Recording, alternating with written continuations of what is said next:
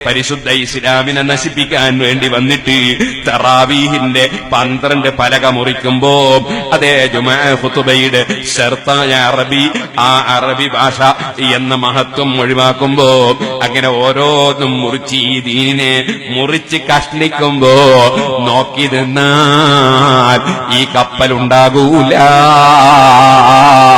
അതുകൊണ്ട് അവരെ കൈപിടിച്ചു വെക്കണം, അവരെ തടയണം. ആ തടയൽ എങ്ങനെയാണ്?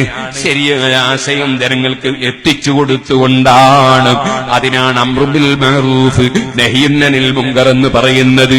ആ കർത്തവ്യം പണ്ഡിതന്മാരെ നിർവഹിച്ചില്ലെങ്കിൽ, അത് നിർവഹിക്കുന്ന പണ്ഡിതന്മാരെ ജനങ്ങൾ പിന്തുണച്ചില്ലെങ്കിൽ ഈ ഇസ്ലാമാകുന്ന കപ്പൽ വെള്ളത്തിൽ മുങ്ങിപ്പോകും കേട്ടോ. ഇത് ഹബീബായ നബിതങ്ങൾ പറഞ്ഞ ഉദാഹരണമാണ്. ഇമാം ബുഖാരി റിപ്പോർട്ട് ചെയ്തതാണ്. ഓ മുഅ്മിനീങ്ങളെ, അത് തന്നെയാണ് അവിടുന്ന് പറയുന്നത്, ഫമൻ ജാഹദഹും ബിയദിഹി ഫഹുവ മുഅ്മിൻ.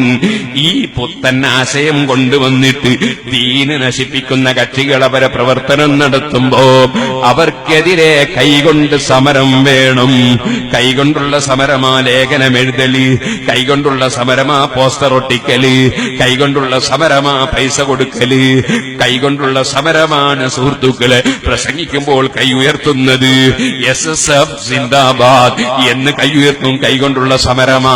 അങ്ങനെ നിയമപരമായ മാർഗത്തിൽ ഇസ്ലാം അനുവദിക്കുന്ന വഴിയിൽ കൈകൊണ്ടുള്ള സമരം വേണം. അങ്ങനെ സമരം ചെയ്യുന്നവൻ ഒരു മുഅ്മിനാണ്. ഫഹുവ മുഅ്മിൻ, അവനൊരു മുഅ്മിനാണ്. വമൻ ജാഹദഹും ബിലിസാനിഹി ഫഹുവ മുഅ്മിൻ. വല്ലവനും അത്തരം കക്ഷികളോട് നാവ് കൊണ്ട് സമരം ചെയ്താൽ, അതേ ഗണ്ണന പ്രസംഗങ്ങളും വേണ്ടി വന്നാൽ കൊട്ടപ്പുറം പോലുള്ള സംവാദങ്ങളും അതുപോലെ ആവശ്യമായ സംവാദങ്ങളും വഅദ് പറയലും ഉപദേശം നൽകലും ക്ലാസ് എടുക്കലും എല്ലാം നാവ് കൊണ്ടുള്ള സമരമാണ്. അങ്ങനെ സമരം ചെയ്യുന്നവനും ഒരു മുഅ്മിനാണ്. വമൻ ജാഹദഹും ബിഖൽബിഹി ഫഹുവ മുഅ്മിൻ. അതേ സമയത്ത് നാവ് കൊണ്ട് വഅദ് പറയാൻ അറിയില്ല, കഴിയില്ല. അതേ പണം കൊടുക്കാൻ പണമില്ല, അങ്ങനെയൊന്നുമില്ലാത്തവനോ വമൻ ജാഹദഹും ബിഖൽബിഹി ഫഹുവ മുഅ്മിൻ. അവന്റെ മനസ്സുകൊണ്ട് അവൻ സമരം ചെയ്താൽ, എന്റെ മകളെ ഒരു പുത്തൻവാദിക്ക് കൊടുക്കൂല, ഒരു പുത്തൻവാദിയെ ഞാൻ ഇമാമത്ത് നിർത്തൂല, ഒരു പുത്തൻവാദിയെ ഞാൻ ബഹുമാനിച്ചാദരിച്ച് മതപരമായ സ്ഥാനം കൊടുക്കൂല, ഒരു പുത്തൻവാദിയെ ആദരിച്ച് ബഹുമാനിച്ച് ഒരു മൗലവി മരിക്കുമ്പോ ഞാൻ ആ മൗലവിന്റെ ജനാസ സന്ദർശനത്തിന് പോകൂല. ഈ നിലക്ക് മനസ്സുകൊണ്ട് ഒരുത്തൻ സമരം ചെയ്താൽ ഫഹുവ മുഅ്മിൻ, അവനും ഒരു സത്യവിശ്വാസിയാണ്, ഒരു മുഅ്മിനാണ്. ഇത് പറഞ്ഞിട്ട് ഹബീബായ നബിതങ്ങൾ പറഞ്ഞ ഒരു വാക്കുണ്ടേ മുസ്ലിമീങ്ങളെ, ഫലൈസ ബറാഅദാലിക മിനൽ ഈമാനി ഹബ്ബതു ഖർദൽ.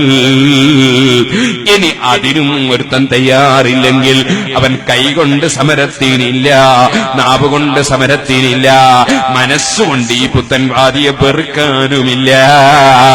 അവൻ ആദരിക്കുകയാണ്, ബഹുമാനിക്കുകയാണ്. ഞാൻ ഓർക്കുകയാണ്, സിറാജുൽ ഹുദയുടെ ഒരു സമ്മേളനത്തിന് ഞാൻ കുറെ മന്ത്രിമാരെ ക്ഷണിച്ചു നോക്കി, അവരാർക്കും വരാൻ സമയമില്ല. നേരെ മറിച്ചൊരു മുജാഹിദിന്റെ സമ്മേളനത്തിന് വിളിക്കുമ്പോ അവർ മുൻപന്തിയിൽ പോയി ഉദ്ഘാടനത്തിന് ചെല്ലുകയാണ്. അങ്ങനെ പുത്തൻവാദിയോടൊരു വെറുപ്പുമില്ല, സുന്നത്ത് ജമാഅത്തിനോടൊരു കൂറുമില്ല. അങ്ങനെ ഒരു മനുഷ്യൻ, അവൻ ആരായാലും ശരി, മന്ത്രി ആയാലും ശരി, MLA ആയാലും ശരി, പണക്കാരനായാലും ശരി, ആരായാലും ശരി, ഏത് പാർട്ടിക്കാരനായാലും ശരി, അല്ലാഹുവിന്റെ റസൂല് പറയുന്നു, പുത്തൻവാദിയോട് മനസ്സുകൊണ്ടും വെറുപ്പില്ലെങ്കിൽ വലൈസ വറാഅദാലിക മിനൽ ഈമാനി ഹബ്ബതു ഖർദൽ. ഒരു കടുമണി തൂക്കം ഈമാൻ അവന്റെ ഖൽബിലില്ല. അഷ്റഫുൽ ഖൽഖ് മുഹമ്മദുർ റസൂലുള്ളാഹി.